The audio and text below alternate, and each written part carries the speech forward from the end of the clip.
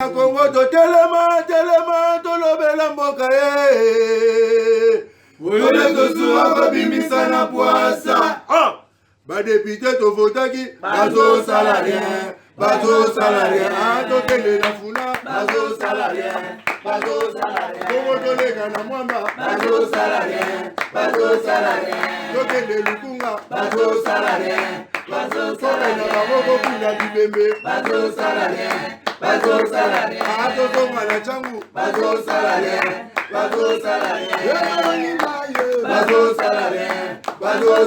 Alatolani molili bazo salarien. Kulune paye bazo salarien. Balengani ba mama bazo salarien. Tolani wape bazo salarien. République démocratique du Congo, ils allaient composer dans 26 provinces. Les autres ont la émission Yoboé Baete Bandeko Nabiso ya Sidou Bangui, précisément la ville ya Gemena. Bisika tozalaka la fois passée, Boulu et Kezala Ekuna, Likambo Etali, transport na mboka na biso ezali vraiment pesi mbwa boy. Ba Congolais ba kendagi pona ba makambo ebele, vacances, tant d'autres problèmes, voyage à faire. Bamuso bakende pe côté ya Sangomala mbaza comment qui bloqué kuna pendant 2 semaines ndenga pe nazalaka victime une fois parce que compagnie to o ezali qui prévient même bango Congo Airways aviation balobi ete non moyen bakende kuna ezalité parce qu'il n'y a pas de carburant comme carburant ezalité bandeko bazali qui bloqué à tel point bakende tina agence na bango agence ya Congo Airways ezali ko pesi mbwa aboyi à tel point que non chef d'agence ya Gemena tout la musi ya Zaza heureusement que la police a yaki Yaoundé a yaki ko sauver du solo Yaoundé et pour cette aussi à Paul le to beta mama solo et puis même billet d'avion ils à la Congo Airways ils à la CAA ba matisi 35% na ba monter ba billet il faut ba to ba somba ndenge ba fixa na l'état congolais la fois passé na minute ezali mobulu na o Italie transport na mboka na biso que onzen balobi atako imonani mais il faut pas baxa 35 dollars est-ce que ça na boyo kana gouvernement congolais wana ndi toye bango pena bien na muzindo ezakutuka Gemenate Lubumbashi Kisangani nazana ba camarades de bele ba pe ba voyager même eza mobulu Yaoundé lelo émission na biso lelo ezali basé na makambo Italie ya transport ya mboka na biso de 1 cause et conséquences na o Italie transport na République démocratique du Congo. Ba cause nango zali nini ngato soit Paul je dirais que non on n'a pas assez d'avions tozana ba bus cité o ya l'état congolais je l'ai toujours dit ba avion o to nango za ekokata 5 te na Congo alors yango on est des opposés et puis ils dans ba province mususu ba aéroport peut approprier pénalité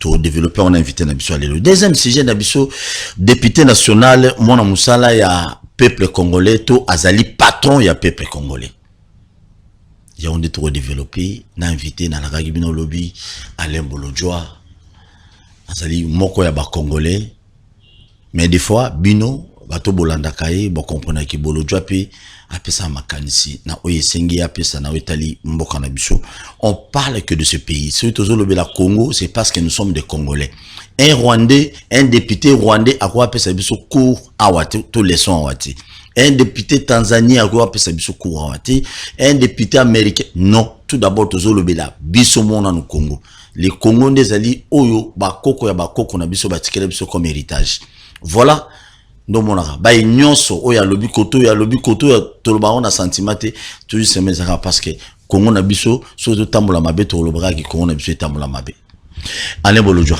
boni oui kimia en tout cas mbotena balandi merci beaucoup pour l'opportunité bonne partie. Oui, ça va, partir de malamu. D'ailleurs, on a profité peu de l'occasion pour nous benga batuba adhérer massivement. Ceux qui ont na posa à s'enregistrer, il suffit seulement à kokota na site na biso web lesbatinfo.net. Ceux qui ont s'enregistrer et qui permettre yo oye bakoko ma membre ya les bat. Et je crois la semaine qui viendra Torope Sabino ba modalité pour na kozwa carte des membres. Voilà. Merci carte des membres, le groupe ça pena bato libanda. Bien sûr, bango gout negout ba oze la makash. baoze ya makasi. Merci beaucoup na bato bozotala biso na Kisangani, na Bunya, na Isiro, botala biso na Mbujimai, na Kananga, botala biso pe susu na Soudan du Sud, na Afrique du Sud pays, na France, na Belgique, na Hollande, na Suisse, na États-Unis, na Grèce, Mama Kapinga, boza ebele bozotala émission yo, na ba docteur, merci pour na soutien na bino, merci pour na ba suggestion, na ba remarque na bino bozosala na émission du jour au jour pour toi améliorer tout ça la bino musala na ndenge sengeli. Vraiment, moi je vous dis un grand merci. Bato baliki to soit Paul Mayel, bo pesanga Mayel, bo bino ndeko sala boy poye bonga soso boy. Quand même c'est encourageant. Une fois de plus, je vous dis merci. Nasa très reconnaissant na bato tout. Fo bo sala ba remarque, mais nazo senga. Tant bo sala ba commentaire tout finga na kamingité. Comment on a biso ko tonga na ba insulte na ba injurité. Ça ne vaut pas la peine. Inde to le kana TV boy, elo ba bolo un jour alobi biso to leki bato bino bato botala ga biso na Mayelete. To yaka na mwa mukia Mayele to anango to beti biloko et cause alpe pour l'intérêt na bino. Merci beaucoup. Alain Bolojo mutuna liboso cause et conséquences na o Italie transport na mboka na biso lelo yo to saka na ba avion ya kotanga avion ya l'état ya kotanga to zape na ba bus ya l'état ezaka transco apparemment soki kaka awa Kisangani na ebite so ba mimaki ngoso wapi et koki utata na 10 provinces ya mboka na biso. Na besoin okota yo lingi économie maman mosolo trop to beta biloko pour intérêt national. Beta biloko bolo. Oui, premièrement, je tiens à préciser que Nadali économiste et ruraliste. C'est-à-dire que la problématique à développement est allée comment domaine nabiso y a formation. Mais au-delà de ça, na sali recherche mingi na domaine à développement et plus précisément le développement rural. Na sali tout ya Congo dans le cadre de mes recherches, ce qui veut dire que na yebi mwandambo la problématique ya développement ya Congo. Précision moko ya taille au to pesezali l'état congolais azali na système multimodal. Le système multimodal ya transport et l'action ezali ba toutes les voies ya communication tozalango. Il y a liboso, tu as un accès dans l'océan. C'est-à-dire qu'il y a possibilité, il y a qu'organiser le transport à ce niveau-là. Tu as une possibilité, il y a qu'aux port en eau profonde au niveau de l'océan. Tu as une Boma, na Matadi, où ils allaient entrer dans Bisso à partir de l'océan. Tu as un lac, un fleuve et d'autres affluents. Où ils allaient navigables. Tous allaient na possibilité à côté d'un train. Tous allaient na avion. Tous allaient na ba véhicule. Bref, tous allaient na tout le moyen il y a transport. Et dans le politique public, on a créé des unités pour chaque secteur. Au commun, on a tous allés na secteur maritime, il y a toute une compagnie. Secteur, il y a transport fluvial, Tozali. Aujourd'hui, la cuisse est nous sur le côté nakata fluvial. Tokei, na makambo ya chemin de fer, Tozali. Na makambo ya nzela, Tozali. Na makambo ya aviation, Tozali. Le problème na biso ya makasi ezali nini? Ezali systématisé et puis il y a ce qu'on appelle la désarticulation. C'est-à-dire que ba unité au biso to créa, eza ko permettre na biso te il y a qu'optimiser dans le secteur de transport. Or, secteur de transport et ara ndenge moko na secteur de transport ya makila na nzoto. Omoni soki mutu aza na nzoto ndenge tozali na nzoto kolongono. Elo one salamaka. Toi na mutema, bâtiment ya mutema ezali justement pour faire circuler le sang et les éléments nutritifs outi na ba organe mususu. Eza ko panza yango na ba cellule, eza ko panza yango na dans tous les organes. Ce qui fait que ceux qui mutu alaye en bonne santé, circulation ya makila eza ko sa malamu, ba élément ezali essentiel pour le développement, la croissance de l'homme, eza ko circuler malamu, le cœur ezali na problème té parce que bâtiment ezali régulier. En ce moment-là, Moutou a développé ma casse. C'est la même situation avec l'État, avec l'économie. Lorsque le transport ezali désarticulé. Conséquence, ça réduit les flux. C'est-à-dire le mouvement de la population est comme une pokoso. Muto aza kolona par exemple masangu ou bien aloni bloko na ya aloni par exemple na lukaya. Moyen comme nango na Kinshasa te. Conséquence, et là qu'on créer désolation et pas na bango. Non seulement ils n'ont pas la capacité à kosomba biloko o ba nango na pour ça, mais ba pe na capacité à koteka biloko baza nango o bango ba produit. Automatiquement ça crée un dérèglement, un dysfonctionnement. C'est la même chose avec le corps humain. Ce qui est sali que il y a des déchets o et kangi ba veine. C'est-à-dire que esika o makile bunga keleka et le kalisusu te. Mouté meza ko pomper mais makila eza ko tambolate et comme air moko et ça la arrêt cardiaque. Ko kamwa tout ça la AVC. Accident vasculo-cardiaire ezali pe na domaine à transport parce qu'il y a ce qu'on appelle l'économie à transport. C'est tout un coût, c'est toute une matière au totangi pendant de mois et de mois. Ce qui sous-entend quoi? Il faut que le flux, le mouvement à bateau ezala fluide. Fort malheureusement, il n'y a aucune politique cohérente dans le domaine il y a transport. Mais quand on imagine de volongai. Beta biloko. Tozali na 100 millions d'âmes au bazako vivre na Congo. Commençons d'abord à prendre le domaine de véhicule. La répartition de véhicules na Congo est ça mis de manière inégalitaire. C'est-à-dire que c'est plus dans les grands centres, là où il y a des grandes concentrations, c'est là où il y a plus de véhicules. Or, on a une grande concentration, nous prenons telle que la ville, une grande agglomération telle que la ville de Kinshasa, Baza déjà un problème, d'autant plus que le matin, tout le monde a tendance à courir vers le centre-ville. Et le soir, tout le monde a tendance à kozonga dans Zelanaï.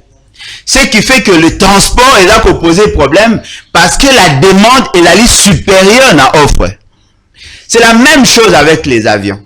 Il fallait avoir plus d'avions. Na kenda na Casablanca, na koma na Moscou, na koma na Sochi. Ndeko na ngai soko omoni kaka na nombre ya ba terminaux kaka. Et si ka omuta koki kokende ko za avion, baza nango plus de 39. Et chaque 30 minutes, avion ezako kita. Ezako mata. C'est-à-dire qu'il y a beaucoup d'avions. Na kata piste au moins plus de 100 et fandi o ezako kita o ezako mata. C'est-à-dire que le mouvement ezako laksani kinzoto et ça là même na Turquie d'ailleurs. Voilà. Moi je me souviens na rata vol il y a aucun Allemagne quand on a baguette on il faut le quitter zo mata donc bato ba bana zandu o mato quitter donc c'est compliqué tellement pour que ça na esprit il y a transco bon je te mets ça en esprit il y a esprit de vie.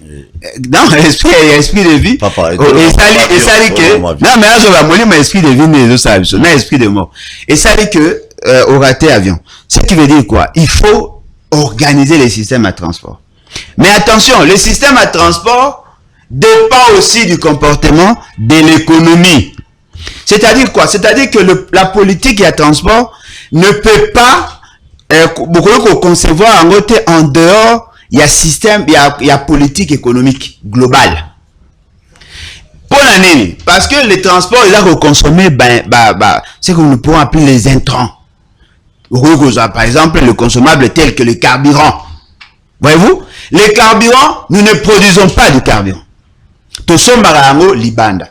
C'est-à-dire que le marché. Donc, pétrole, pétrole biso toza o baza ko exploiter pa na biso yango te nde basalelaka na avion. Pétrole wana ezali pétrole brut bakei na yango na pays mususu ba transformer, mais rien ne nous garantit que c'est la même compagnie qui a exploité chez nous qui viendra nous les revendre. Ba fournisseur na biso ya carburant ezali d'autres pays, ezali d'autres espaces o baye la biso. Parmi les pays, les États-Unis, mais nous dépendons plus de l'économie. Il y a des pays, et plus précisément, l'Europe, c'est-à-dire que si le marché international est allé secouer, naturellement, tout ça a conséquence, n'a ressenti, à niveau national. Au-delà de ça, les taxes et l'interventionnisme de l'État peut aussi être la raison à désarticulation il y a système et à transport. Aux Unis, par exemple, M. Félix c'est qu'il a allé à l'OTI. À lobby, il faut pas qu'il s'habille à avion. Oui. Mais est-ce qu'à Talaki, à mesure qui conséquence, il y a trésorerie, il y a entreprise? Est-ce que les entreprises, s'il n'y a pas rentabilité, bah, qu'on a appelé, il y a qu'à maximiser la profitabilité, il y a qu'à investir? Tous ces éléments-là, il n'a pas tenu compte. Ce qui fait qu'il y a eu un dérèglement. D'abord, par rapport à la fixation, il y a pris par l'État, sans tenir compte de déséquilibre, il y a trésorerie qu'on a occasionné. Ce qui a fait que les entreprises ne trouvant pas attrayant les secteurs et le transport, apparemment, ça n'attire pas.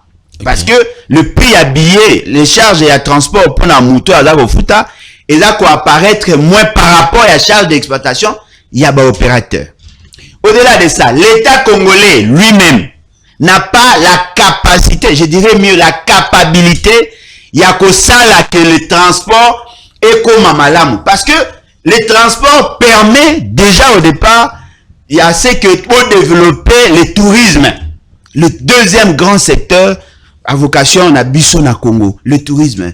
Le transport est un problème. Mais quand on a imaginé, tout ça, on a plus de 7, je dirais plus de 7 compagnies aériennes à Congo. 7, plus de 7 d'ailleurs. Compagnies aériennes à Congo. Sur les 7 compagnies aériennes, 2 Ndeo bazali na renommée nationale. Congo Airways na CAA. Mais ya ba mike pezali. Soko kena ndolo okomona ba compagnie ya mike pezali ba Avia, ba nyoso na ba Kasai, ba compagnie ya mike ezali. Mais lorsque vous prenez Congo Airways, qui est une compagnie de l'État, Congo Airways n'avait que 4 avions. En réalité, après chaque 5 ans ou après chaque 10 ans, et bon, tout le monde a que Congo Airways a qui sa flotte naïe. Et comme a ébélé koleka. Ce qui est surprenant, Congo Airways perd des avions. Atikala ki na mibale, moi koma ki na prenne baki ko bongisa, atikala ko tikala na mibale. Mibale musu se kufa. Je vous informe, allez chercher l'information. Dans peu de temps, ces 2 avions-là, et koko qui sa nombre ya ba heure de vol, oye sengaka ke après wana, ba kende ko sala check-in. Comment on appelle? Entretien. C'est-à-dire que là, ça posera déjà problème parce que Congo Airways ne peut pas renouveler son flotte parce qu'il n'y a aucun ami balé. Or, dans des grandes entreprises, les Arandais, ceux qui battent 2 avions, et bazan na ba avion na bango, ba yebi que ils ont telle heure il y a nombre de vols, telle heure il y a nombre de vols, ba ko libérer quelques avions et qu'il y a un entretien, et tikali ezako continuer. Il y a ce que les abotés, il y a bis 2 avions et qui sont la même période, la durée, il y a nombre de vols où ils ont senga ba qu'il na entretien. C'est-à-dire que Congo Airways est kozala paralysé parce que a une flotte ébélité. Il vous souviendra que ce pouvoir ba kenaka ko louer na cadre à leasing ba kenaka ko louer les avions. Et ces avions-là, où bango balouaki, le fait seulement que bazaki ba ki dianfuka, ba kokai ko futa, mbongo esengela ki na bango ba futa te, la compagnie où a défisa ki bango ba avion a récupéré ba avion na et la facture reste à payer. Ce qui veut dire que la couverture nationale est ben ko poser problème. Ndeko nanga américain vous imaginez, il y a eu na bosani komba pays un pilote à force ya ko voyager mingi alala ki na ya atterrissage.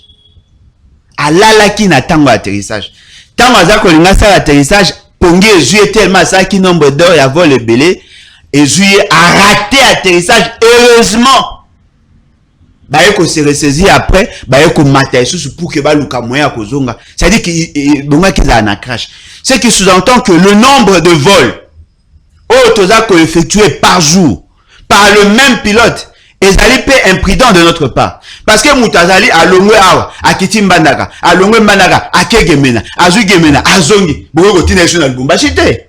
C'est-à-dire que après qu'on a la même pilote, c'est-à-dire qu'il faut aussi former le pilote bas dans la ébélé, bas dans la capacité peut à réparer nga déjà na koma ezaka na mboka ni na kananga comment jet ya Jean-Pierre Bemba ezaki ba système ya net ya ba Antonov ya ba Elisboy moteur moko est bloqué ba meki bloqué ono batterie déchargée ndolanga na biso to daki obligé à causer là batinda message à partir à Kinshasa pour que bazonga baya ko bongisa yango. Heureusement pour nous la MONUSCO était là. Baye na système na bango ya ko net ya électrochoc ya ko exciter yango ne moteur etani. Siko megana imagine wana carte avion, au début que avion ne bêtise à la batterie ko ça. C'est-à-dire que tout le monde avait peur. Il faut organiser ce système là. Et en même temps, il faut réfléchir aussi sur le moyen de substitution. Si les avions et la libre possible étaient, parce que les raisons naturelles aussi, ils ont empêché l'avion matin. Beaucoup de gens sont avant moko impétueux, ils allaient copier ça avion matin, ou bien peut-être que le ciel, ils allaient dans ma baie, tchaka moi ba iki kikuna likolo, ba bino avion moyen matate. Automatiquement toute la population azaki na ba moyen ko voyager à cause de la pénaliser. Dans d'autres économies, qu'est-ce qu'ils ont fait? Ils ont exploité toutes les voies de communication. Insister sur chemin de fer. Sali TGV, TTGV, train à très grande vitesse. Oh, ils allaient que ça écourte la durée du voyage. Mais quand on peut imaginer, si un train, et qu'on ça na 1 heure, 357 km par heure, ce qui veut dire que toutes choses restant égales par ailleurs, en 1 heure, nous avons comme un matade. En 1 heure, quelques minutes, nous avons comme un kikwit. En 2h30 ou 15 secondes, c'est-à-dire qu'il faut tout ça en sorte que tu relier le Congo par le voie ferrée pour permettre à ce que même si les avions ont un problème, tu résous le problème à ce niveau. Ma batterie est déchargée, mais ma batterie à TGV à Vanino. Et puis le lot est comme la quasi-majorité à la compagnie, il y a train. Là, c'est un système à carburanté. Comme un système d'électricité. Nous avons un atout essentiel. Tu as 100 000 mégawatts. Potentialité, il y a 100 000 mégawatts. C'est-à-dire que tu as un courant. Mais il faut que dans la politique et le transport, il y a que relié. Ce que tu as la configuration, de ça, à niveau de la partie de la vision. Tu as gare centrale, c'est-à-dire centrale, il y a mon nene. Tu as na Sankou. Oluki entre Lomela et Bamboka wana ya Mupanzi wana. Parce que le cœur ya Congo, c'est le Sankou. Oche, central, gare moko ya munene na Sankou. Qu'est-ce qui va se faire? Mouto alinga ke Kisangani.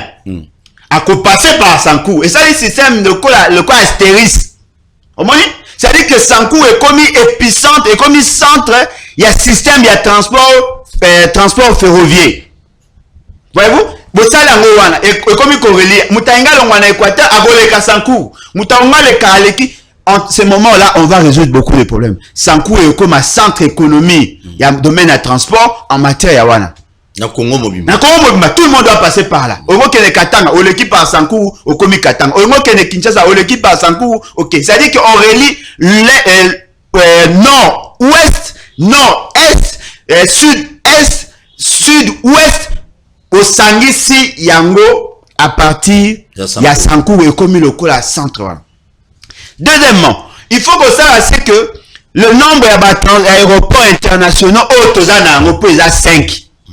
Ben ngaba ba Samsung 6e monde simbité 5. Tout ça c'est que to comme nango au moins 7. Pourquoi pas 10 même?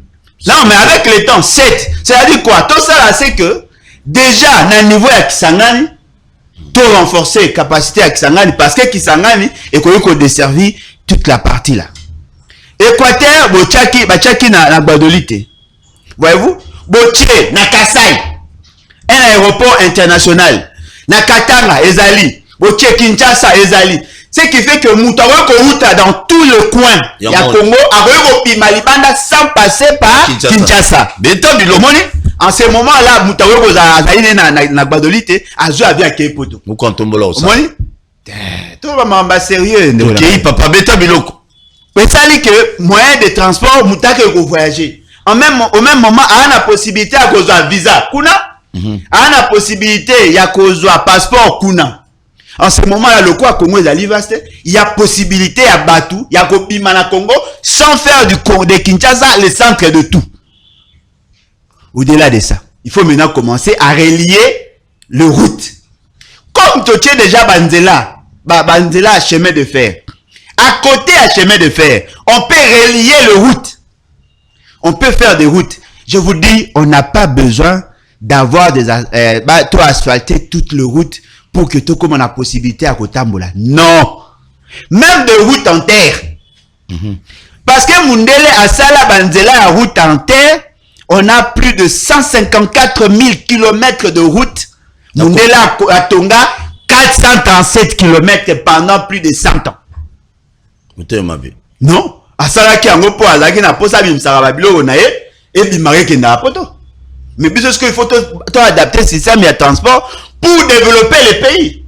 Parce qu'il y a ça là, la Makamba Bibi Sarabilo, il y a un moni, Ndele Bandi, Aru, et y Bunia, pas Mambasa, Nyanya, Kisangani.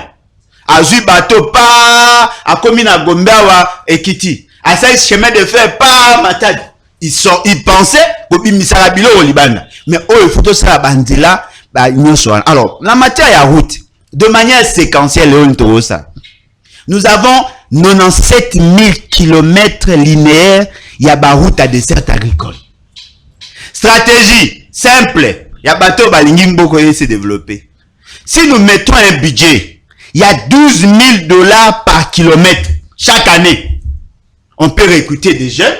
Attends, Mogomi Balé, Bocheli Bango 12 000 la rémunération, Bocheli Bango attends 20 000 il y a fonctionnement. Bosome ba on ba tricycle, ba pau, ba nyoso on a pas ça un système à cantonnage manuel. Au moins toutes nos routes et la bien, pas Mundela Tigande la bien. Moi je me souviens, même dans l'histoire il y a famille Nabiso. Papa Zaki na mutuko ba benga impala, Zaki mutuka assez vers les années 58, tina ba années 70. Abane na VOP. VOP ya coccinelle wana dans vers ces années-là. Abane ko longwa na ndagu na biso na mbandaka. Tina village na biso na Bengpese na mutuka assez en terre village ni Bengpese au moins moi l'intimidation hein au compagnie c'est kana uta c'est à dire que en terre ndela ya bato muso ba village na bonte ma oyeba ndeni ba bota na Kinshasa na ngiringi alongo akeli limete ke poto apo azonga komi mokozi oyeba ndeni to kete volo na ngo bebisa pendant c'est à dire que beta biloko so qui to bongisi na ndela village internet mbosa bota ma village so qui to bongisi oh beb c'est mission le flux, le mouvement à la population et que ça croît. Or, si le mouvement à la population et ça croît, il y a une c'est-à-dire que le bâtiment est normal, il n'y aura plus d'arrêt cardiaque. Parce que les pays est dans une situation à AVC.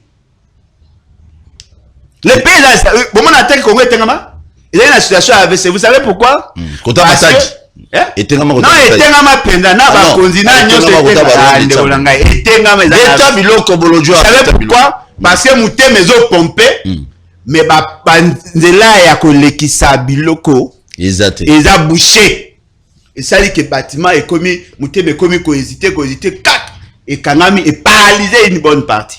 Ça le cerveau ezo za susu infoté yango moyi ba konzina bino eza ba konzi comme lokwa moi ba konza bulu. Merci beaucoup. Parce que l'information ne circule pas. Non, na olobe na eli de bango. Na ba ke na eli bango.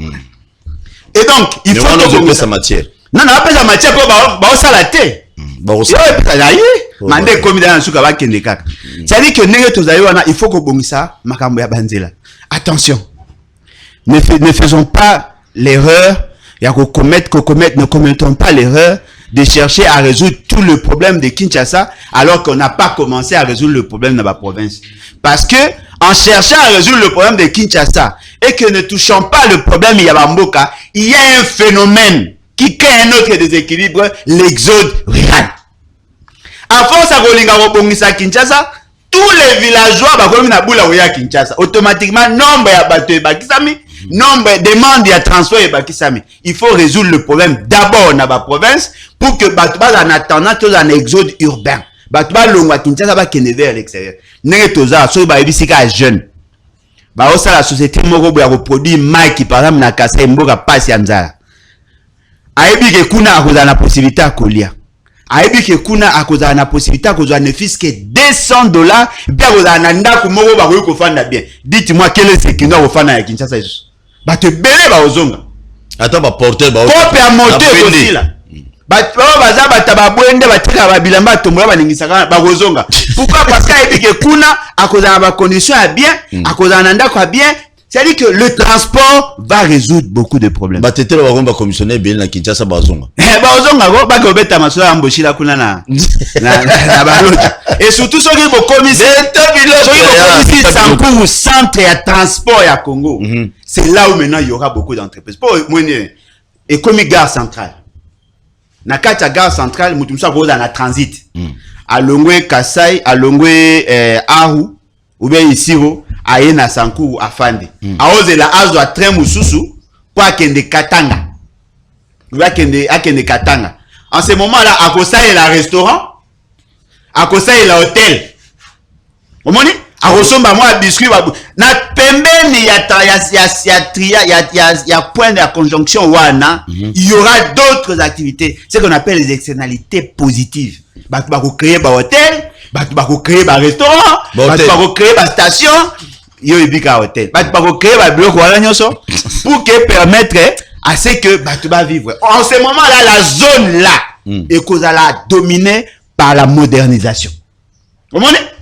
Si partout ici quand arrêt côté les mains, ici quand train côté les mains, bah on ça appelle ba activité voilà. Parce que mutaouya au somba billet, il faut passer la ndako ya muto ako teka billet.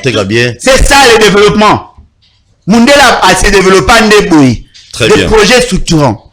OK, ina makambo ya net na Kinshasa. Le deuxième point. OK, na makambo net ya Kinshasa. Bon migana ko imaginer ce qui le lo ponji le bugani. To sande. Ah, tout fait. Voilà. Alors qu'il y a possibilité à bosser la banzela, il y a contournement. Nzela wana botike ya bateau ba okene ba place. Mais tu vois ça nzela contournement, même quand on a place on a moi mupandi côté à ba quartier 9 consort 13 tu vois ça nzela oye za ko kota à partir à ba kiseso bimimba la moko na côté ya ba côté ba kingasa na suka kuna. Il y a possibilité à ça. Non parce que dans nzela on a usine nzela c'est comment faire et que boy munga fula ba petit Congo central. Voilà. Si par exemple ba bongisi yango et rose à la bateau bazana na monga fula kimwenza quartier 1 abimimba moka kei. C'est-à-dire qu'il y a possibilité à ça. Et là on musul pelali kotonga viaduc kobanda na pompage tiko le aéroport.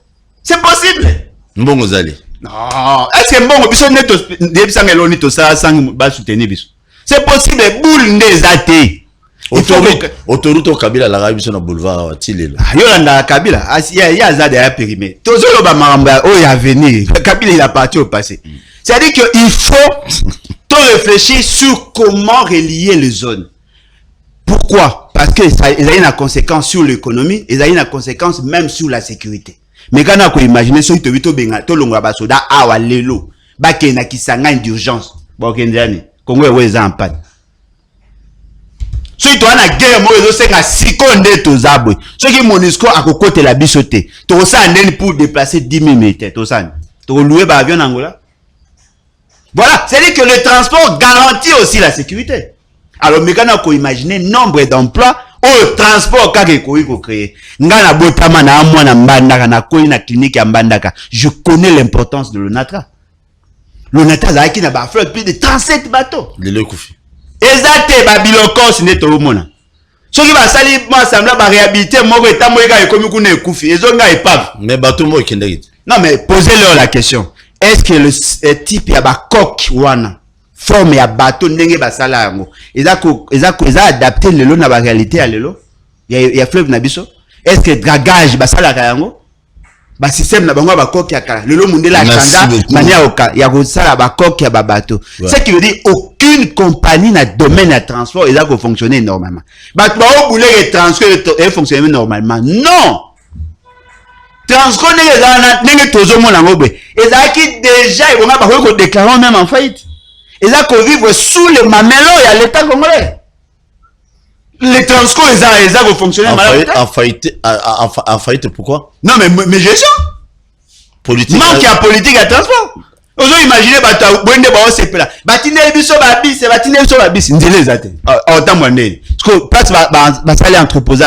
ils vont payer le loyer, le personnel va être payé, mais bon, n'a pas de chat bis pour qu'il ne voit pas.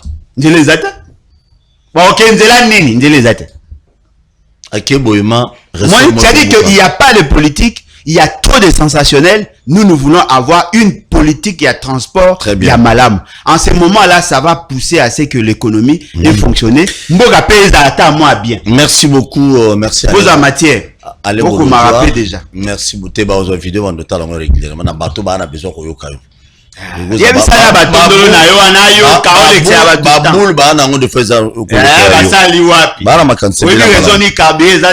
merci beaucoup. Trop commissionnaire. Oh, yo qui ça moteur il y a problème il y a ba fouti ba mbongo ba devoir na ba opérateur te. Bien organiser ça point. Hein? Ils ne savent même pas respecter leurs accords. Ce n'est pas sérieux. Allez bana ngai na bana no miki. Non, mais moi nanga, neve nanga ayaki congé, moi azongate. Akanga mi pasteur nanga même chose. Combien de bateaux nga ebi bayaki ba moi bazongate. Musu akendaki kuna ba PCF frais de mission à 4 jours, à salit comment 12 jours. Et puis ba société ngo ya aviation la Congo Airways ona. Oui bi bino faut beta bino pe biloko. Bah c'est justifié à bon vendre ça na mbanda na Guinée pendant 2 semaines. Bokipanga na kolia na ngate jour yanga ozong esili il faut na benga Kinshasa batinda na bon pour na survivre bino Congo Airways na vendre la bino vraiment so bo kokate les babp ba Congo Airways wana bazozo ba politicien ba gérer ba entreprise voilà au comprendre on ça ba politicien ba gérer la Congo Airways qu'est-ce que vous attendez du bon ekubima kuna voilà et Rosala 2 semaines déjà bien 3e semaine et baby 4e semaine non c'est bizarre je vous dis mes chers compatriotes sur outil poto kolota ndoto tozo avion Congo Airways au Kenya province ya okende romona ya rozonga osa 3 semaines kono sa ba jeter Congo Airways na ebité Congo Airways fonctionnement ya compagnie wana IG fa ki nova na Congo Airways na bomona ngo mabe très bien au-delà de ça les standing ya vol tozaka nango ils sur le loter na je viens ici dénoncer na CA na Congo Airways ba koma opesa biso ba bouteille ya sucré ya plastique na mulanga mai tozala oke le matin avion oli ata mo eloko balongoli ata balongoli na lipa ekomi sucré pa na mai ya moto sucré na mai ce n'est pas normal okitisi puis okitisi biso na kilo ya na soute bagage jamais bokitisi nga na ebi question na voyager net na Équateur j'avais 40 kilos droit à 40 kilos le lieu commis 25 siko boolo ba sous le bien que baba kisi 35%. Donc j'ai suivi ça sur non mais prix ezongi non prix non non siko boko sa ebi so poani très bien bande de menteurs merci beaucoup wana bande de menteurs de banane ba o ba mentaki biso ba ko sa ebi so ok ça va c'est na Congo Airways bo solo là putika ba cher surtout Congo Airways na kanda no 2 semaines na Gemena 2 semaines likambo o des fois douane tolobaka mataka ils lié toujours na makambo ya transport douane ezo mate eza ndeko ko mo abenga ngai abosani pays à lobby na to so Paul il faut boye beloko moko ba bato misusu ya minene o eutaka poto na biloko ndenge yaka ekoko des fois ko koma Congo te parce que eza mai en fait avant comme na port à Congo nini fleuve eza vraiment profondé alors ne sala que non ba kende par exemple na Pointe Noire ba kende Angola ba décharger parce que kuna bazana mai moko ya muzindo makas par rapport et pas na biso Congo ya on na zo mituna mutuna ba konzi na biso y a-t-il pas moyen mécanisme ya komisa ba rayon wana o bloquer que non ba bato minene yaka pour que les douanes quittent douane le plus cher dans le monde, même Nali Felo, même pas Nzambe, Isaiah Congo. C'est anormal. Bande wana biso batindela biso ba biloko ba faire na lobelango chaque jour, ba biloko ya ba européen musoza kitoko par rapport ya ba faire auto soma pas ba chinois na ba magasin na ba alimentation. Usage unique. Ils so cheka boy, courir makage pouf et couper no somba lobby. Et quand il peut lamba ziksi pene la.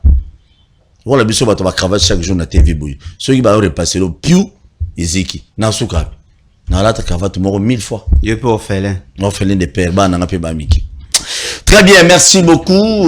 Nikamwadwa no wana to bosana raté bakonzi boko maboloba botena compte eloko wana bokende ku timula zelu botinda soki ba anje so biloni ba timula fleuve botimula ba bato minene wana kotara douane kita bandeko na biso basala quand même ne seno ya koloba ke oui nazo ko investir pe na mboka na ngai. Pourquoi lelo ba libanais ba chinois ba indien ba pakistanais bango nyonso to lobela mingi wana lelo oyo Otozolo bao, bango ba millions de bazo baza ko investir na pays na bango.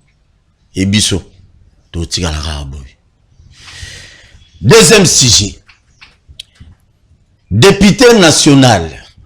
Mwana musala ya population, to patron ya peuple congolais. Allez bolojwa beta biloko. Zala l'aise. Beta on élégance. C'était ngama élégance ko dire langate. Beta on pe la gentillesse. Na temps aux agents. Beta biloko bolojwa. Beta biloko. Nangina zonga moi muke na sujet à liboso. Allez voir le patrimoine immobilier ya Onatra.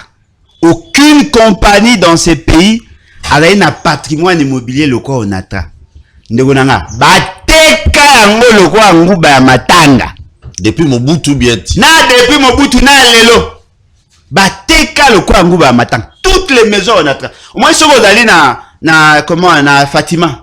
Oui. Tu vois les maisons là où ils ont na Royal na comment na Willery. Tu vois les types de maisons en Kalawana. La quasi majorité zaka Onatra. Nyoso bateka. OK na bakoto bateka. C'est-à-dire que bateka banda ko Onatra. Oh so bateka ba patrimoine na Onatra na ndenge normal. Onatra nga somba ba vieux ya bien ba bateau ya bien. Ya modèle ya lelo pa ba modèle ya kala période ya ba Lumumba kuna. Ibonga ba somba te. Ba monde ba oboma compagnon. Alors Tokomi na kaya ba député. Okomona qu'il y a une corrélation entre le problème Tolobela qui a liboso na problème à Mibale. L'État congolais aza lokola famille nombreuse. Azali na bana ebele. Abiboy, lokola to ana bana ebele. Lokola famille eza munene. To ana posa to sungana. To sala boy. Tata mwasi, papa kulutu, no, mama leki. Tout ça. Bo sangisa bo pesa mwana moko na bino. Bango ba fanda ba solo la makambo ya famille. Loko mbongo ya famille. Eza ebelete bango ba solo la kabaye ba ndenge ni ya kokabola mbongo pour que mutu nyonso na famille azala bien. Nangonga matanga, nangonga feti, nangonga ya posa ya développement ya naissance bazala bien. C'est comme ça ndenge ba sala ba jusqu'au famille. Ba bi OK. Famille Lutondo tinda ya yo tindi. Famille Mpandaji la tinda ya yo tindi. Famille Bolojo la tinda ya yo. Famille Tosua batu nyoso batindi babana na bango o babenga bansomi basangani. Tango basangani bapesi bango responsabilité abi OK. Bo kende bo luka bo kolisa nkita ya mboka na biso bo permettra que dépense na biso ole to ça la dépense na désordre tout ça rango dans l'ordre. Bapesi bango responsabilité. Moi ni famille ande basangani Batouana ba bengi ba député. C'est-à-dire quoi? Les députés en réalité, balali balobeli. Balali bato yo ba famille batindi, ba famille ango banani, ba territoire, ba commune, ba province. Batindi ba bibo kende ko représenter biso. Na kabane ko benga bango ba commissaire du peuple. C'est-à-dire que ce sont les représentants du peuple. Député à la liste représente, à la liste supposée d'être représentant du peuple. La vie que mènent les députés doit refléter la vie à Bato Batindaï.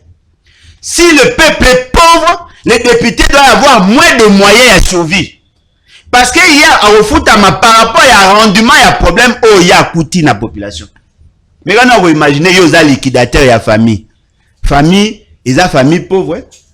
Yo oza ko gérer bilo ya Bato nyonso. Yo na moi sinon boza ko s'engraisser. Beaucoup mis en obésité financière. Alors que la majorité de la population, la tinda kiyo, bazali, n'a pas. Les députés ont pour mission, yako salami beko. Les députés ont pour mission, yako contrôler gestion. Les députés ont pour mission de mettre en place le gouvernement. Ce qui veut dire que les députés, en réalité, bangone bazali, ba vrai détenteur, ya pouvoir public. Les juges n'interprètent que le loi où le député va salir. Le gouvernement n'exécute que ce que les députés ont accepté. Le gouvernement a l'ongwara soki ba député ba longoli. Ce qui veut dire que les députés en réalité sont les vrais détenteurs à pouvoir. Pourquoi? Bazali lokola bras séculier à peuple. Ce sont eux qui légitiment le pouvoir du gouvernement central. Alors, bah pesi bango fonction moko, il y a autorité budgétaire.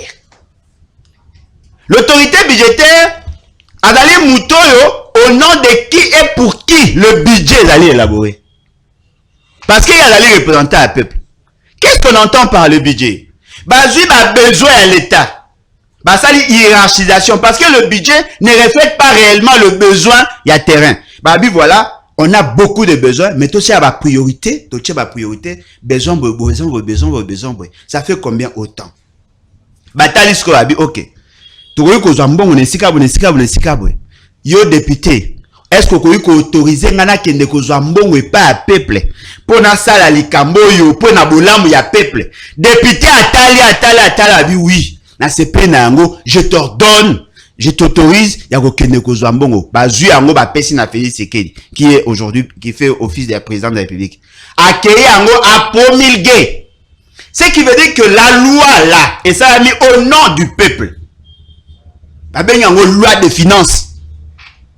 C'est-à-dire que le budget est la loi de finances, et le budget est la composante, il y a loi de finances. C'est une loi. Il faut l'exécuter en tant que tel. Ce qui est surprenant, les députés tant que ma famille. Babi non voilà, au moins il faut que tu kabela batu, to banaka ko kundaka babibembe, to banaka bayela batu basi, au lieu que bossa et la peuple, bo pesa biso moto ebine to aider bam. C'est ça le raisonnement à bateau et à Babogonzachi les jeunes. Bazui mbongo banego député na première na transition toucher $1,500. Allez vérifier. Tant que tu es city député on a touché $1,500. Ayeko koma après plusieurs années ayeko koma na 4,000. Le tolo babwe député na mbongo ya za kozwa de manière d'ailleurs tout mbongo tout bazwa kawana. Oh bah ebi sibino bazwaka bazwango de manière régulière ba ibate ba sala ce système deni ba ngomo ba mi pesa ba avantage parce que ba on va fixer un salaire ya agent ya soda ya policier ya fonctionnaire ya batunyo ba on va fixer l'idée est utile dans gouvernement mais ba on va fixer ba bi OK le quoi biso d'ailleurs Félix Tshisekedi mutape ça bango idée wana na niveau ya congrès ya bisi bango voilà na ebi ke bokoma kokunda bokoma ko bayila bat kokunda bibembe bokomi même ko bayila batu basi il faut na bakisela bino ba avantage. Député lelo mutako sabinote ana $11,000 en termes de salaire de base $11,000. Mais ba appela ba rubrique mususu bango ba créa parce que si on t'a enveloppe à député ana 135 millions l'an. Ce qu'on t'a 135 millions 135 000 $ l'an. Ce qu'on divisé en gros par 12, il a $11,000 officiellement. Mais qu'est-ce qu'on va rubrique? Indemnité kilométrique de transport ou de communication, et logement et consort. Et même bango n'a près de 21 000 $. Ils ont 20 000 et quelques. Oh, ils ont na loi. Oh, ils ont na mibeko. Bah, on a 20 et quelques $1000. Problème na biso ezali problème il y a 20 députés à $20,000. Problème na biso ezali tant yo ju 20,000 ba o batikali ba ju combien? Allez poser la question, les derniers de Congolais touchent combien? 106 000 francs. Agent de l'État à Souka a 106 000 francs. Oh, ils ont équivalent à pratiquement à 50,03 $. Comment peut-on expliquer ça? 53 000. Et 53 $. Comment peut-on expliquer ça? Ce qui veut dire que les députés, bah, ils sont batamisalatés. Bah, députés, bah, commis, bah, kondi. Bah, députés, bah, commis, bah, pilleur. Il y a bah, finance publique. Bah, mi pesi, bah, avantage, bah, moro. Attention, vous souka wanate. Ouais, la limbongo député, bon parlement. Le parlement a des chambres. Allez voir le budget alloué pour le fonctionnement. L'Assemblée nationale vous consomme 400 000 $ le jour. Le Sénat dans les 200 à 250 000 dollars le jour. La présidente dans le 800 000 dollars le jour. Dites-moi, soyons sérieux. Il y a des agents qui n'ont rien. Nouvelles unités dans l'armée, nouvelles unités dans la police, nouvelles unités dans la santé, nouvelles unités dans l'enseignement, nouvelles unités. Il y a des gens qui ne sont pas payés. Pourquoi Bango Baozo a pouvoir? Vous savez pourquoi? Parce que Bango connaît que le quoi va bimarananzela, à tambola, à tali moutumoro, va payer 5 000, yango anende c'est sauver le peuple. Oh, bah ya retourne la biche na bandam. Non, les Congolais ne sont pas des mendiants. Bah ya retourne la bandam ou tepo baozo ya nobo kabela bango. Baozo la bo pesa bango ba condition pe bango pe bazo misala pe ba lia. Ce qui veut dire que député à cause qui peuple kaye ça la peuple musala, nzoka député ne yemokonde ayaki nde kolia, ko s'engraisser tane ba koma. Ba forme kutu akalese ebunga. O azala kutu munda komi mundele. Mutu azaka mwa ba matokolo alongwe akomi mastike. Soki abeli, ba o mema na hôpital na poto. Andola pa liboso 35 000. Soki ba moni ke malade ezali ko bakisa ba bakisa esusu 35 000. C'est-à-dire que député yé moko olinga vivre bien. Ba pesi bango ba jeep. Ba carburant, ba jeton de présence. Ba nyos tous ces avantages là, eza ko la kisa que le peuple wa tin azaki appelé à kotinda bango, azako se retrouver te. Pas sinanga ezali boye. Koutou Martin Fayou la lobby, bazora 21 000. Basiliki, azako kosa, azolo ba pour des raisons électorales. Pas de liste sang. Akoka pe o karamunota, beti bango abi oui, tozwaka mbongo tozwaka wana ya liboso, soko sangisi na ba avantage to koma ba 21 000. Ba salaire député mususu abimi, abeti susu pa lobby oui, tozwaka 21 000 apesi ba clé de répartition, ba source ya revenu tout bango bazwaka. Dites-moi, ceux qui déjà muta ozwa mbongo oboya batu ba yeba, po ayebike ya soni non? Mais bon, continuez aux gens poignés. Et bandi quand? Bah avantage mi babakse bango à partir du mois de janvier. Bah bulletin de paye bah on l'a sabi ali à 2021. Bah la qui sabi no bulletin de paye à moyo. Et puis bon kende retourne ba député. Bah ça là combien de jours? Député ça là 6 mois sur 12. Bah le bah 6 mois et tikali bah kende à vacances parlementaires. Na otuna kaka. Moi na makala mba suko mona député ya Zalaka. Beta biloko. Moi na changu mba suko mona ba soit disant ba député mona bango kan. Na lukunga ba ya wapi? Changu pendando beti bien. Et si ga nini ba kendaka kuna o ba yebisi binono voilà ba ye vacances parlementaires. Yo vacances parlementaires yo fana na Gombe. OK vacances parlementaires na changu. Vacances parlementaires ba pesa 63 000 $. Oh non, il faut t'occuper. Non, l'État ne fonctionne pas comme ça. Est-ce qu'en France les députés va pesa ba tumbo? D'ailleurs, les gens de comment atteindre message lobby, je crois en Tanzanie, si je ne me trompe pas, habite sous à Paul, tout non Bolodjoa, les pays voisins, le député à pays voisins, Belé, Bafotama, combien par rapport à la député d'ambition. Donc, non, mais il y a des pays, le député le mieux payé. Il y a des pays, il y a des pays sur le côté des réseaux sociaux, il y a des députés qui touchent $2050. Côté monsieur dans $1,500, côté monsieur 1,400. Non, ça dépend toi. Ba député tout monde na rawana ba chaka ba makelele wana ba musu to yebite. Ba passer beli na wotanga ko muso lingi na tanga te po tanga bango et résoudre le problème. Ba député au mona ba soi disant ba député. Ils font quoi? Ils foutent quoi? Quel est leur rendement? Comment peut-on payer à quelqu'un $250 000 là? $250 000 yambula. Ou $300 000 à Saïni. Nous, on a pas forme, on a Saïni. Ce qu'on me imaginer, président a pas combien? Président de l'Assemblée nationale, président du Sénat, aujourd'hui, premier vice-président, deuxième vice-président, les rapporteurs, tous ces gens-là. Qu'est-ce qu'ils foutent? Pour baser un bon bébé, ça la nini. On a pas payé ça à Bango, bayo que la biso mawa. Et là, vous avez ce que vous pouvez l'année. Vous payez si Bango, Bango linga ce qu'on a basé na biso. Moi c'est un meka. C'est que Bazako Zongo, Pona ça c'est quel état? Moi c'est il a créé des inégalités. Parlementaire, toqué la présidence. $800 000 le jour. On a 600 000, 800 000. Jamais. On a calculé 800 000, 600 000. On a chiffre de aujourd'hui, na mambesi la te. On est comme qu'on a sauvé pays secret. koya oyembitaki nga te po monela nga tika lo na wole ka émission botena tika pese gaza kimia Monsieur Félix Tshisekedi yo tamola pona Félix na ya pona ye Monsieur Félix Tshisekedi vous touche 2 millions de dollars il faut quoi ausani olongo wana mutu ya suka na présidence ana plus de 1000 dollars. Secrétaire général a moins de 400 dollars. Il y a des agents qui ne sont pas. Il y a l'administration publique. Ouais, gouvernement. Salaire qui ça avantage. Quand avantage il n'est pas nango. Est-ce que la fonction publique tout le monde a 1000 dollars, il y a salaire à ça. Oui, c'est-à-dire que là, il y a l'imboka ya ba pilleur. Na suki su anate.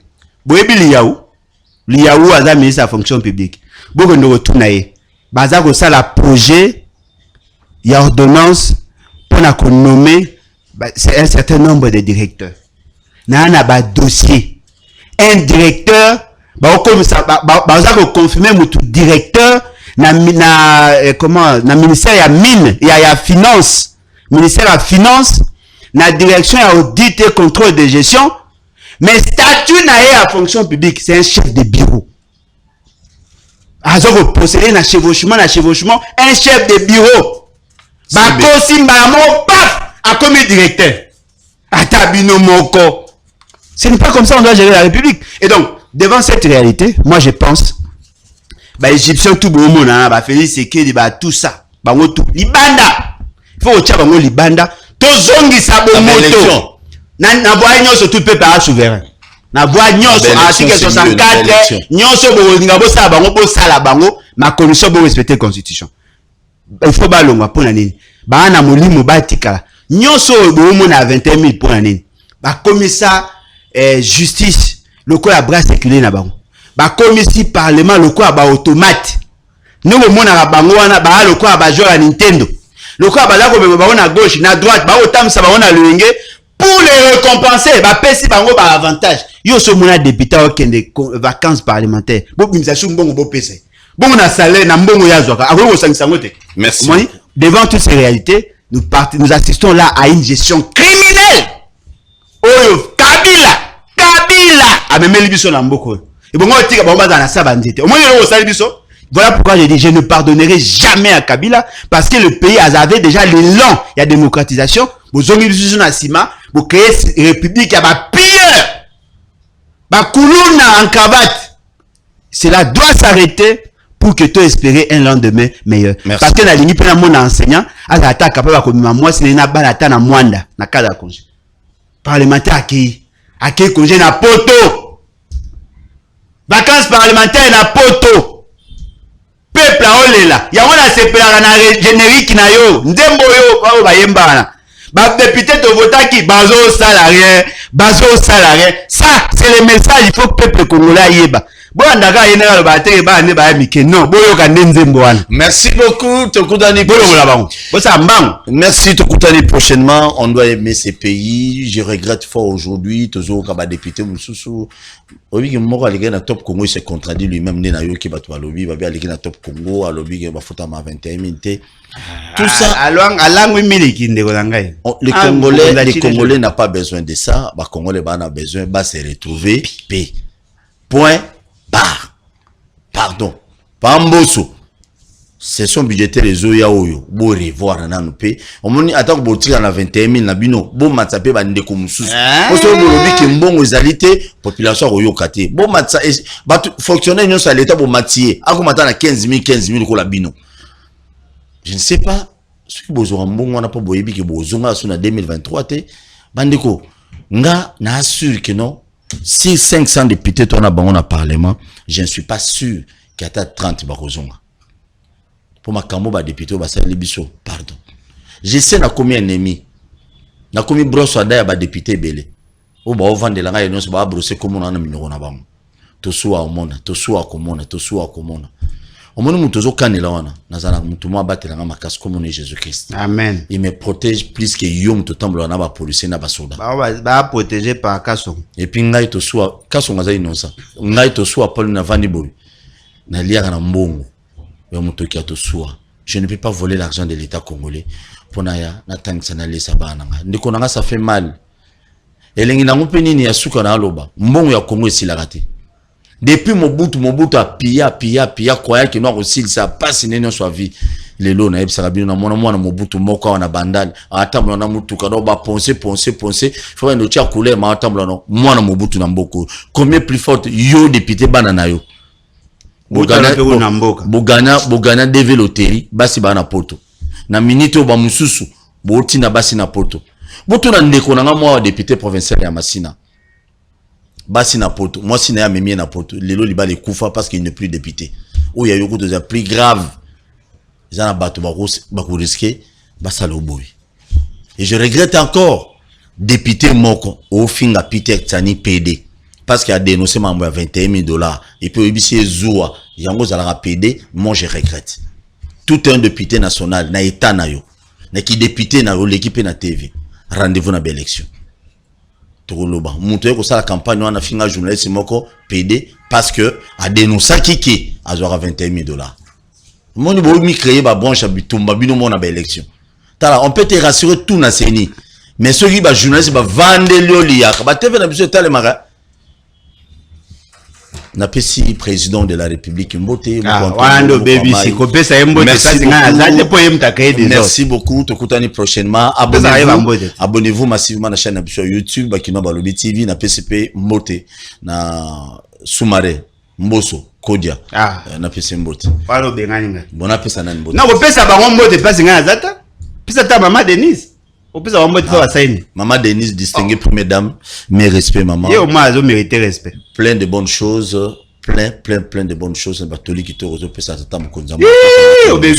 Merci beaucoup. Abonnez-vous massivement. Te revoilà prochainement. Merci.